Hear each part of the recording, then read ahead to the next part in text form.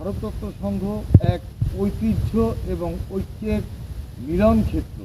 এই মিলন ক্ষেত্রকে আমরা সার্বজনীন ক্ষেত্রে শুধুমাত্র উত্তর পূর্বাঞ্চল নয়, সমগ্র উত্তর পূর্বাঞ্চলে বিস্তৃত করতে চাই। শুধুমাত্র আমাদের কর্মপ্রয়াস, আমাদের ইচ্ছাশক্তি, আমাদের ভালোবাসা এবং আন্তরিকতা দিয়ে ভারততত্ত্ব সংঘের এই পূর্ণভূমিতে এবছর আমরা উপস্থাপন করতে চলেছি এশিয়া মহাদেশের সবচেয়ে উঁচু শিব মন্দির, জেটলি শিব মন্দির আমরা আপনাদের সামনে উপস্থাপিত করতে চলেছি।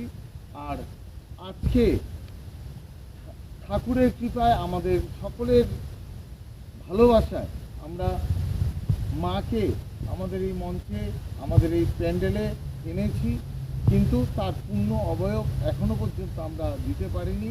কিন্তু